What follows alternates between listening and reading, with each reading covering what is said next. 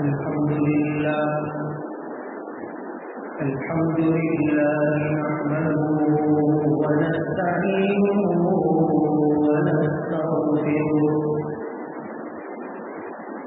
ونؤمن به ونتوكل عليه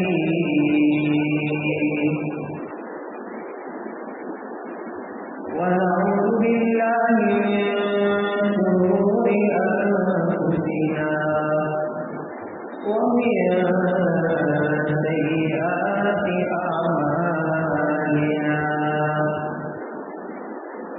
من يهده الله فلا مضل له ومن يضلله فلا هادي له ونشهد أن لا إله إلا الله وحده لا شريك له ونشهد أن سيدنا ونبينا ومولانا محمدا عبده ورسوله صلوات الله تبارك وتعالى عليه وبارك وسلم تسليما كثيرا أما بعد فقد قال الله تبارك وتعالى فأعوذ بالله من الشيطان الرجيم بسم الله الرحمن الرحيم وأما من خاف مقام ربه ونهى النفس عن الهوى فإن الجنة هي المأوى وعن فضالة بن عبيد رضي الله تعالى عنه قال رسول الله صلى الله تعالى عليه وسلم والمجاهد من جاهد نفسه في طاعة الله والمهاجر من هجر الخطايا والذنوب أو كما قال عليه الصلاة والتسليم صدق الله العظيم وصدق رسوله النبي الكريم ونحن على ذلك لمن الشاهدين والشاكرين والحمد لله رب العالمين.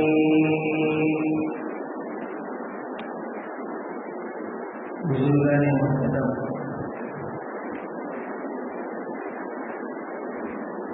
اللہ تبارک و تعالیٰ ہم اس بات پر جتنا شکر ادا کریں اتنا کم ہے کہ اللہ تبارک و تعالیٰ مجھے اور آپ اور دنیا بھر میں بسنے والے تمام تر سرمایہ داران حضرات کو اللہ نے محض اپنے فضل و کرم سے قربانی جیسی عظیم شان عبادت کو انجام دینے کی توفیق عطا فرمائے.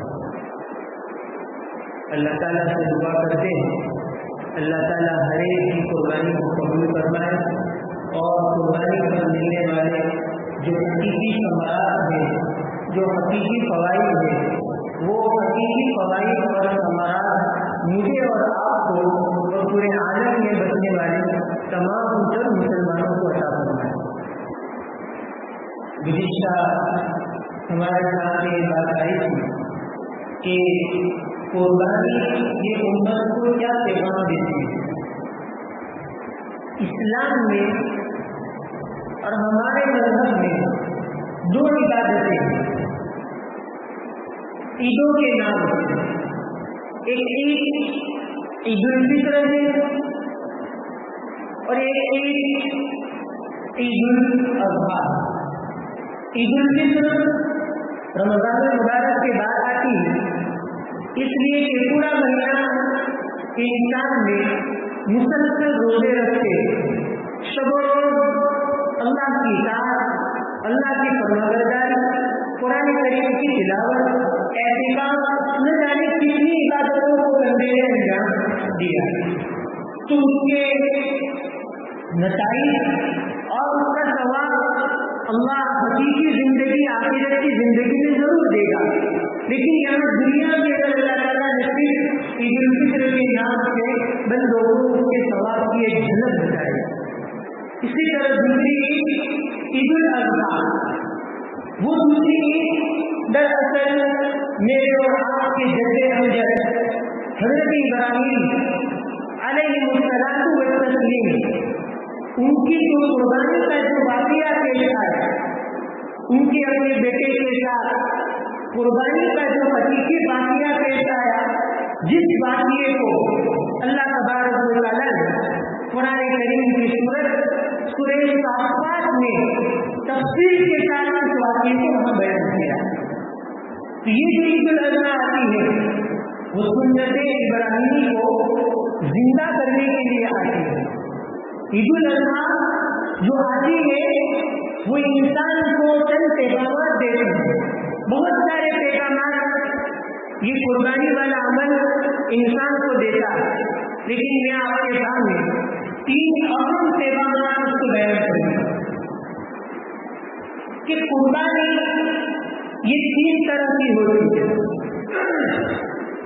ایک جانی قربانی، یعنی اپنے جان کو لگاؤ بس، اور ایک مال کی قربانی، مالی قربانی، اور ایک قربانی ہے خواہشات کی قربانی. جان کی قربانی کہ بس اپنی جان لگاؤ، جہاں اللہ اور اس کے رسول کا حکم آئے وہاں اپنی جان لگا دو، اپنی آنکھ کو، اپنے دل و دماغ کو، اپنے ہاتھ پیر کو، البر سر سے لے کر پیر تک، سراپا تمام تر اعضاء و جوارح کو اللہ کے حکم کے آگے لگا. اس کو کہتے ہیں جان کی قربانی. جیسے مثال کے طور پر نماز، وہاں پہ پیسہ نہیں لگتا، وہاں اصل جان کی قربانی. کہ اپنا چہرہ اللہ کے سامنے رکھو، اپنی پہچان اللہ کے سامنے ٹکاؤ، ایک نفس و حرکت کی جاتی ہے. اسی طرح روزہ یہ بھی جان کی قربانی. مال کی قربانی، زکات، صدقہ، عطیات، جتنے بھی نوافل کی وجہ سے صدقات میں وہ سب کے سب اس میں آ گئے، یہ مال کی قربانی. اور ایک اہم قربانی وہ ہے خواہشات کی قربانی.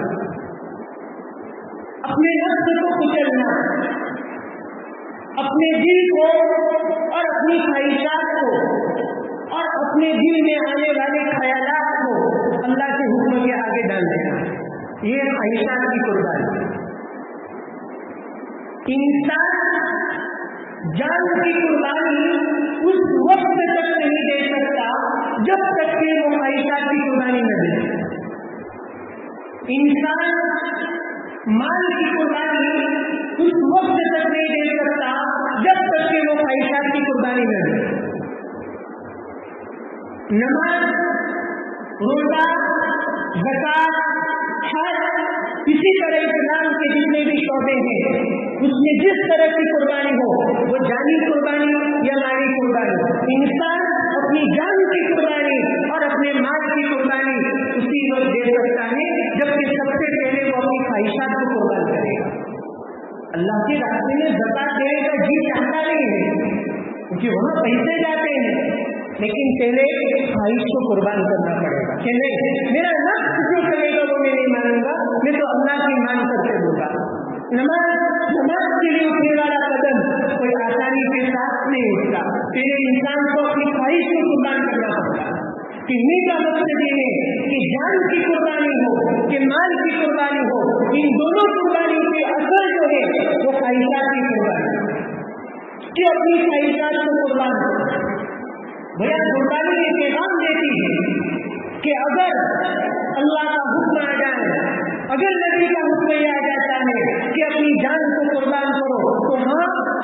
हुक्म के आगे मेरी जान भी कुर्बान है। अगर अल्लाह उसके रसूल का हुक्म आता है कि अपने औलाद को कुर्बान कर दो, तो हाँ, अल्लाह के नाम पर मैं अपनी औलाद को भी कुर्बान कर दूंगा।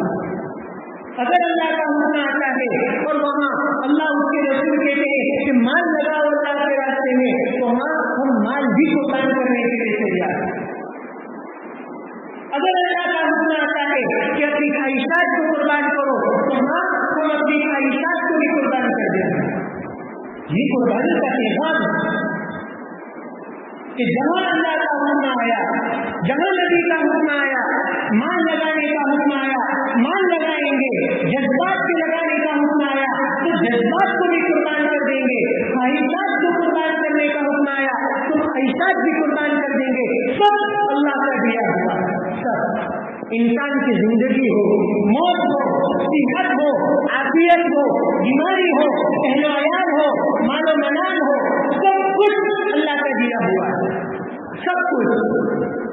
इंसान की अपनी ख्वाहिशात हो या इंसान का अपना मालो मनान हो, सब कुछ पैदाइश से लेकर मौत तक इंसान एक नेमत से जो फायदा उठाता है, याद रखिए वो नेमत इंसान का कोई अपना कमाल नहीं है, वो अल्लाह का अतिया है, वो अल्लाह की देन है।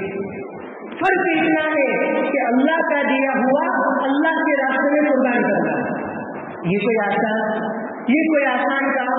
उसके लिए इंसान को सबसे पहला कदम जो उठाना पड़ेगा वो मुजाहदे वाला कदम, अज़्म, पुख्ता इरादा के एक बात पर जम जाए, चाहे पूरा के पूरा मुआशरा, पूरा समाज मेरे खिलाफ हो जाए, लेकिन नहीं, अल्लाह के हुक्म की खिलाफ वर्जी नहीं होगी, अल्लाह के हुक्म की खिलाफ वर्जी नहीं होगी। आमतौर पर अपनी ख्वाहिशात के पीछे और अपने जज्बात के पीछे आदमी कब दौड़ता है? उस वक्त दौड़ता है जब खुशी के मौके आते हैं, जब गम के मौके आते हैं तो लोग समझ जाते हैं अपनी ख्वाहिशात को, अपनी लज्जात को और अपने दिल में आने वाले ख्यालात पर आदमी काबू पा लेता है। लेकिन जब खुशी के मौके आते हैं, जैसे शादी ब्याह का मौका आया, जैसे मकान के बनाने का मौका आया, इसी तरह बच्चे की शादी का मौका आया, कारोबार का मौका आया, जितने भी खुशी के मौके हैं आदमी कारोबार करता है, जब बुलंदी कर जाता है तो खुशी का उसको मौका होता है। ये सारे के सारे खुशी के मौके में सब आपको अलग अलग कराई देंगे, लेकिन वहां अपने ख्वाहिशात को अल्लाह के हुक्म के आगे डालेंगे, अल्लाह के हुक्म के आगे सब चीज सुनेंगे, लेकिन उस वक्त के जब के अल्लाह की पहले सुनेंगे। अगर आपकी बात अल्लाह के हुक्म के मुताबिक है, अल्लाह के रसूल के हुक्म के मुताबिक है, तो आपकी बात को माना जाएगा, हम मानेंगे। और आमतौर पर ये मैं कुर्बानी का मकसद समझाता है। जब शादी ब्याह का मौका होता है, फजूल खर्ची की बारी आती है, मकानात के बनाने की बारी आती है, फजूल खर्ची की बारी आती है, औलाद पर खर्च करने की बारी आती है, और वहाँ फजूलियात की बारी आती है। औलाद पर खर्च करना सवाल है, मैं मानता हूँ, लेकिन फजूलियात की कभी शादी ब्याह के मौके पर तो कहा कि नहीं, मेरी लड़की जैसा करेगी वैसा होगा, बीवी जैसा करेगी वैसा होगा। वहाँ जोड़ू के गुलाम बन जाएंगे, वहाँ औरत के गुलाम बन जाते हैं। उस वक्त अल्लाह उसके रसूल के गुलाम होने का दावा को गुलाम कर देता है। ये दावा लगाते कि हम तो अल्लाह के गुलाम हैं, हम तो उसके नबी के गुलाम हैं। कहाँ गई शादी में तुम्हारी गुलामी? कहाँ गई अल्लाह की इताअत के कामों में तुम्हारी गुलामी? मकानात के बनाने की बारी आती है, लोगों के हुकूक के देने की बारी आती है, तो आदमी वहाँ अल्लाह उसके रसूल की गुलामी को भूल जाता है। अभी तक हमने अपने आप को कुर्बान करना नहीं सीखा।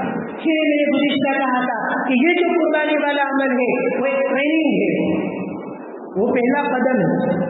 वो आपको ये पैगाम देता है, एक गूंगा जानवर जिसके मुंह के अंदर जुबान नहीं है, जिसमें अक्ल नहीं है, वो ये पैगाम देता है कि देख अल्लाह के हुक्म के आगे में तेरे सामने झुक गया। वरना सूरह यासीन में तज़किरा اللہ نے جانوروں کا تذکرہ کیا، گایوں کا، بھینسوں کا آخری رکوع کے اندر کہ تمہاری طاقت کیا ہے، تمہاری مجال کیا ہے کہ تم گائے، بیل، بھینس اور اونٹ کو ذبح کر دو۔ یہ تو اللہ کا فضل ہے کہ اللہ نے ان جانوروں کو تمہارے تابع کر دیا، ورنہ ان جانوروں میں اتنی طاقت ہے کہ ہزاروں آدمی اگر جمع ہو جائے وہ آپ کی قابو میں نہ آئے۔ یہ معمولی نہیں، اللہ نے وہاں اس نعمت کا تذکرہ کیا کہ یہ جو جانور تمہارے تابع ہو جاتے ہیں، تم ہاتھ میں نکیل پکڑ کر آگے آگے جاتے ہو، پیچھے پیچھے تمہارا جانور جاتا ہے، تو یہ اللہ کی نعمت ہے، یہ اللہ کا فضل ہے۔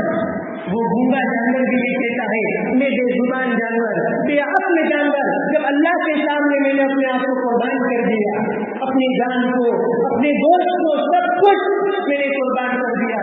یا ایھا الانسان ما غرک بربک الکریم، یا ایھا الانسان ما غرک بربک الکریم۔ قرآن نے انسان کا صیغہ استعمال کیا، چاہے کافر ہو، چاہے مومن ہو، چاہے مشرک ہو، چاہے یہود ہو، چاہے منافق ہو، دنیا کے کسی بھی مذہب سے تعلق رکھتا ہو، اللہ کا تجھے پیغام ہے، یا ایھا الانسان ما غرک بربک الکریم، اے بھلا انسان، تجھے اپنے کریم آقا سے کس چیز نے غفلت میں ڈال دیا؟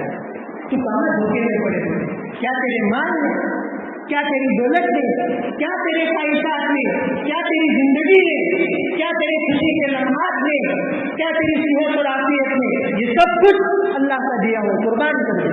ان اللہ اشتری من المؤمنین انفسهم واموالهم بان لهم الجنہ، سب اللہ نے خرید لیا، اب تمہاری جان کو، تمہارے مال کو، تمہاری صلاحیت کو، تمہارے اوقات کو، سب کچھ اللہ نے خرید کر رکھا ہے، اور اس کے بدلے میں اللہ تمہیں جنت دینے والا ہے، اللہ تمہیں جنت دینے والا ہے۔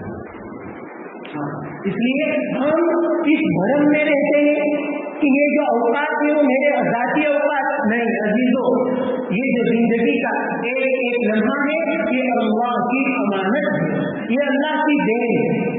جب تک اللہ آپ کو صحت کے ساتھ رکھتا ہے یہ بھی اللہ کی امانت ہے، یہ اللہ کی دین ہے، اس کا صحیح استعمال ہونا ہے۔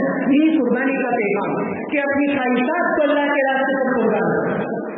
اس لیے میں نے آپ کے سامنے ایک روایت پیش کی، حضرت فضالہ بن عبید رضی اللہ تعالیٰ عنہ وہ بیان فرماتے ہیں، حضور اکرم صلی اللہ علیہ وسلم نے ارشاد فرمایا، المجاہد من جاہد نفسہ فی طاعت اللہ، والمہاجر من ہجر الخطایا والذنوب، کہ حقیقت میں اللہ کے راستے میں جہاد کرنے والا وہ ہے جو اپنے نفس سے جہاد کرے، جو اپنے شیطان سے جہاد کرے، جو اپنی خواہشات سے جہاد کرے، جو اپنے نفس کو، اپنے دل کو، اپنے جذبات کو، اپنی خواہشات کو اللہ کی اطاعت کے کاموں میں قربان کرے۔ والمجاہد من جاہد نفسہ فی طاعت اللہ، حالانکہ مجاہد تو ہوتے ہیں، ایک وہ مجاہد ہوتا ہے جو ہاتھ میں رنگی تلوار لے لیتا ہے اور اپنے اونٹ یا اپنے گھوڑے کی پیٹھ پر بیٹھ جاتا ہے اور اللہ کے راستے میں نکل جاتا ہے کہ چاہے اگر میدان جہاد میں گیا، اگر زندہ رہا تو غازی اور اگر مر گیا تو شہید، وہ اس طرح جاتا ہے۔ تو کہا کہ یہ حقیقی جہاد نہیں، یہ جہاد جہاد اصغر ہے، چھوٹا جہاد، اور ایک جہاد جہاد اکبر، بہت بڑا جہاد۔ بہت بڑا جہاد، بہت بڑا جہاد تو وہ یہ ہے کہ اپنے نفس سے جہاد کرو، یہ بڑا جہاد۔ سوال ہوتا وہاں تو جان بھی لگا دی ہے، سب کچھ لگا دیا، پھر اس کو چھوٹا جہاد کا اور خواہشات کے خلاف کام کرنے کو کیا کہا؟ بڑا جہاد کا۔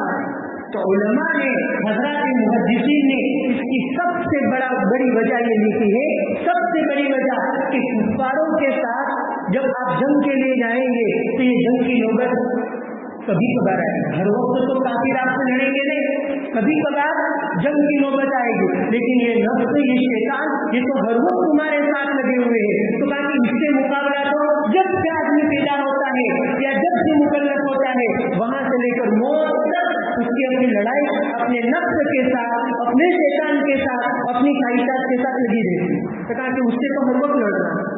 اور ایک دوسری وجہ علماء نے لکھی ہے کہ دیکھو، آدمی اس وقت چھوٹا جہاد کر سکتا ہے جب کہ پہلے وہ جہاد اکبر کا عادی ہو۔ اگر کسی کی یہ عادت ہے کہ وہ اپنی خواہشات کو قربان کر دیتا ہے اللہ کے نام پر، اسی وقت وہ چھوٹا جہاد کر سکے گا. وہ بڑا جہاد یہ آدمی میں صلاحیت پیدا کرتا ہے کہ جاؤ اللہ کے راستے، خود پڑھو اللہ کے راستے. اس لیے قربانی کا یہ سب سے پہلا پیغام، ہم اپنی خواہشات کو قربان کرنا سیکھیں، اس کو کچلے ہمیشہ. اگر دل میں دیکھو کہ اللہ نے نفس ایسا بنایا ہے، یہ نفس اللہ نے، یہ دل اللہ نے ایسا بنایا ہے کہ اس نفس کے اندر، اس دل کے اندر ہر وقت، ہر آن، ہر گھڑی الگ الگ خیالات آتے رہتے ہیں. یہ آپ کے قابو میں نہیں. الگ الگ خیالات، کبھی نیکی کا خیال بھی آتا ہے، کبھی گناہ کا خیال بھی آتا ہے. ارے دنیا میں نبی کے علاوہ، نبی کو بھی رہنے دو، دنیا کے اندر فرشتہ اور اللہ کے علاوہ کوئی ایسا شخص نہیں کہ جس کے دل کے اندر گناہ کا خیال نہ آتا ہے. دل میں یہاں تو گناہ کے بھی خیالات آتے ہیں، نیکی کے بھی خیالات آتے ہیں، اچھے بھی خیالات آتے ہیں، برے خیالات آتے ہیں. کمال آدمی کا یہ ہے کہ نیکی کے خیال پر عمل کرے اور گناہ کے خیال کو چھوڑے. یہ کمال، یہ جہاد. المجاہد من جاہد نفسہ فی طاعت اللہ والمہاجر من حجر الخطایا والذنوب. اس لیے کبھی دل میں ایک خیال آیا کہ آج نماز نہیں پڑھی، آج نماز یہ گناہ آئے گا. ایک دل میں ایک خیال پیدا ہوا آج تو فلم دیکھنی ہے، خیال میں پیدا ہوا آج تو غیبت کرنی. دوست احباب کی مجلس جمع ہے، باتیں شباب پر ہے، اور آپ بھی اپنی بات کو ثابت کرنے کے لیے، کیونکہ دوستوں کے اندر جو غیبتیں کرتا ہے تو مزہ آتی ہے، اور بات پر بات نکلتی ہے، تو وہاں آپ اس وقت آدمی کے دل میں ایک یہ جذبہ پیدا ہوتا ہے کہ میری کسی کی کچھ برائی بیان کہ وہ ایسا ہے، وہ ایسا ہے. تو اس وقت اگر دل میں غیبت کا خیال پیدا ہوا، جھوٹ کے بولنے کا خیال پیدا ہوا، عزیزوں اگر اس وقت آپ نے یہ پختہ ارادہ کر لیا کہ نہیں غیبت نہیں کروں، اس وقت اگر آپ نے دل میں ایک خیال پیدا کر لیا، یہ عزم کر لیا کہ نہیں جھوٹ نہیں کروں، جس وقت یہ خیال پیدا ہوا کہ آج نماز چھوڑ دینی ہے، تو دل میں ایک خیال پیدا ہوا کہ نماز نہیں چھوڑی، اس دن آپ کو اتنی تکلیف ہوگی، اس تکلیف کی کوئی انتہا نہیں.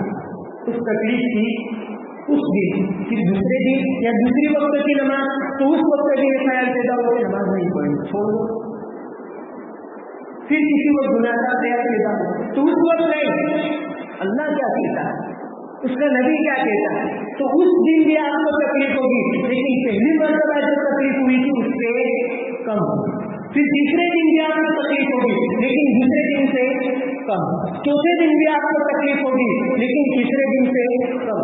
یہ تسلسل جاری رہے گا حتیٰ کہ چند ہی مہینوں میں آپ کی طبیعت ایسی بن جائے گی کہ آپ کا نفس کہے گا کہ چلو نماز پڑھو، آپ کا شیطان یہ کہے گا کہ چلو نماز پڑھو. اس لیے اس نفس کی ایک خاصیت ہے، اگر کوئی اس کے سامنے بھیگی بلی بننے جاتا، نفس کے سامنے اگر کوئی ڈھیلا پڑ گیا اور بھیگی بلی بن گیا تو وہ نفس آپ پر سوار ہو جائے، ضرور سوار ہو جائے، وہ آپ پر خالی آ جائے گا. کیونکہ نفس اور شیطان یہ دونوں شیر ہیں، اس کے سامنے بھیگی بلی نہیں بننے کا. اگر کوئی اس کے سامنے شیر کے سامنے سوا شیر بن گیا تو وہ بھیگی بلی بن جائے گا. وہ نفس اور اس کی خاصیت اللہ نے نفس ایسا بنایا. اسی لیے حضرت مفتی محمد شفیع صاحب نور اللہ محمد حضرت کے ساتھ یہ کہا کرتے تھے کہ ایک زمانے کے اندر یونانی حکیم تھے. آج کل یہ انگریزی دوائیاں استعمال ہونے لگی، ورنہ ایک زمانے تک یہ انگریزی دوائیاں نہیں تھی بلکہ یونانی دوائیاں، جڑی بوٹی سے دوائیوں کو بنایا کرتے تھے. پتوں کو کٹا لو یا پتوں کو پیس لو یا کسی بھی چیز کی جڑی بوٹیاں لاؤ اور اس کو پیسو، اس سے استعمال کرو. تو اس زمانے کے اندر اور ابھی بھی ایسا ہوتا ہے لیکن پہلے جتنا نہیں.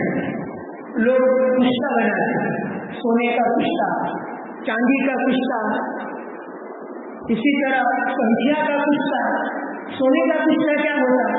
سونے کا کشتہ اس کا مطلب یہ ہوتا تھا کہ سونا لو تھوڑا، اور تھوڑا سونا لینے کے بعد اس کو خوب آگ کے اوپر جلاؤ. خوب हकीम लोग पहले जलाया करते थे सोने को, इतना जलाते हत्ता के वो सोना राख बन जाता है। वो सोना क्या बन जाता था, पिघल कर आखिर में राख बन जाता था और उसका तेल जैसा वो बन जाता था आखिर क्या। और हकीम लोग कहा करते कि इस सोने को जितना जलाओगे, जितना कुचलोगे, जितना उसको जलाओगे, भट्टी में डालोगे, उतना ही वो उम्दा बनेगा, उसमें ताकत पैदा होगी। और फिर वो जब रिश्ता तैयार हो जाता तो उसको बाजार में बेचा जाता। उस सोने की जितनी कीमत थी उससे दुगना चुगना कीमत में उसको लोग बेचते थे, 50,000, 2 लाख, 3 लाख के अंदर। अगर कोई उसको खा लेता थोड़ा तो उसमें ताकत कहाँ से कहाँ तक किया जाए फौरन। लेकिन वो इतना महंगा, फिर उसमें और भी चीजें डालते थे, लेकिन बुनियादी उसूल क्या होता था, सोना। इसी तरह चांदी का हाल, इसी तरह और चीजों का ये रिश्ता बेचा जाता था। लेकिन हजरत फरमाते थे कि देखो सोना था, लेकिन उसको जितना रगड़ा, पहले उसकी कीमत थी 50,000, लेकिन रगड़ने के बाद उसकी कीमत क्या हो गई, दुगना चुगना हो गई। ओ उसका तो म्यार ही बदल गया। यही हाल मेरे और आपके नफ्स का है, यही हाल, ये हमारी ख्वाहिशात का, हमारे दिल का। इस दिल को कुछ लो, जितना कुछ लोगे, जितना दबाओगे, जितना आप उसको अल्लाह के रास्ते में खपाओगे, बराबर उसको खपाओगे, कुछ लोगे कि नहीं, नफ्स कहता है वो नहीं, अल्लाह कहता है वो, नफ्स कहता है वो नहीं, रसूल कहता है वो। यहाँ तक कि एक वक्त ऐसा आएगा ये नफ्स आपको अल्लाह की इताअत का हुक्म देगा, ये शैतान आपको अल्लाह की इताअत का। इसलिए रिवायत में आता है, हुजूर से पूछा गया कि आपको शैतान क्यों नहीं रोकता, तो आपने कहा वो शैतान भी मेरा है, वो शैतान भी मेरा है, मैं जैसे कहता हूँ वैसे वो करता है मेरे लिए, इसलिए वो शैतान भी आपका ऐसा बन जाए। लेकिन कब, कुछ लोग दबाओ उसको, कुछ लोग। इसीलिए एक शायर कहते हैं, एक शायर बहुत बड़े शायर गुजरे हैं, वो कहते हैं कि ये जो आईना होता है, आईना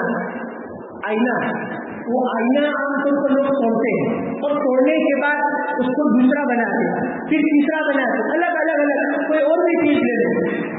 तो वो शायर कहता है कि ये आईना में आईना साज में तू शिकस्ता है तो अजीज करे, तू शिकस्ता है तो अजीज करे। वो यार कहना ये चाहते हैं कि ये जो आईना होता है उसको तोड़ने के बाद दूसरा आईना बनाएंगे तो उससे उम्दा बनेगा। यही हाल आपके नफ्स का है कि इस नफ्स को कुछ लोगे हत्ता के ये नफ्स अल्लाह की तजल्ली का गुरु बन जाएगा, ये अल्लाह की मोहब्बत का महल बन जाएगा, वहाँ अल्लाह की मोहब्बत का नुज़ूल होगा। इसलिए शायर वो कहते हैं, ये कह के कासा साज ने प्याला पटक दिया, ये कह के कासा साज ने प्याला पटक दिया कि अब कुछ और बनाएंगे उसको बिगाड़ेंगे। प्याला आदमी जब इस्तेमाल कर लेता है, खूब रगड़ लेता है, तब वो फिर कोई खास काम का रहता तो उसको तोड़ता, फिर तोड़ने के बाद क्या कहता है, अब इसको कुछ और बनाएंगे। इसका मतलब ये हुआ कि अल्लाह ने जो ये नफ्स दिया है वो नफ्स इसीलिए दिया है कि इसको तोड़ो, ये नफ्स इसीलिए दिया है, उसको शिकस्त करो, खूब तोड़ो, खूब अपने नफ्स की ख्वाहिशात के खिलाफ काम करो, हत्ता के नफ्स अल्लाह की इताअत का शुगर बने। ये कुर्बानी का पैगाम। इसलिए अजीजों, अल्लाह ताला से दुआ करो, अल्लाह ताला मुझे और आपको अपनी नफ्सानी ख्वाहिशात से बचते हुए अल्लाह की इताअत के कामों की तरफ अपनी जिंदगी लाने की अल्लाह ताला तौफीक अता करे। फिर हजरत खानवी कहा करते थे कि पूरे तसव्वुफ का खुलासा, पूरी शरीयत का खुलासा, पूरी शरीयत और पूरे तसव्वुफ का खुलासा ये है कि जब कभी दिल के अंदर नेकी के करने में सुस्ती पैदा हो तो उस सुस्ती का मुकाबला करो, खूब मुकाबला करो, ऐसा मुकाबला करो कि सुस्ती दूर हो जाए और आप नमाज पढ़ो। जब कभी आपके दिल के अंदर गुनाह से बचने में सुस्ती पैदा हो जाए, गुनाह से बचने में सुस्ती पैदा हो जाए तो आप उस सुस्ती का मुकाबला करो और गुनाह से बच जाओ। अगर आप इस अमल पर अमल करते रहे तो कुछ ही दिन गुजरेंगे कि खुद ब खुद आपके अंदर नेकियों का जज्बा पैदा हो। ये मामूली चीज नहीं, लोग कसरत के साथ उसको बोलते हैं, लेकिन हमारी जिंदगी में देखा जाए तो लोग क्या है ऊपर है। इसलिए अल्लाह ताला से दुआ करें, अल्लाह ताला मुझे और आपको इन बातों पर अमल करने की तौफीक अता फरमाए। एक ऐलान है, मुस्लिम घाटी समाज की तरफ से ऐलान है, आप जानते हैं कि हमारा जो प्रमुख है और इस तरीके से जो सेक्रेटरी है वो दोनों इस की गिरफ्तार है नागहानी हालात के अंदर, इसलिए हर वक्त वो हमारा साथ और ताउन देते रहे। इसलिए हम जितना उनके लिए कर सकते हैं उतना करेंगे। हर एक के हक में हम दुआ करते हैं तो बिलखुसूस उनके हक में हम दुआ करें, अल्लाह ताला उनके हक में आफियत का मामला फरमाए और उनके हक में और हमारे हक में जो बेहतर हो अल्लाह ताला वो मामला फरमाए।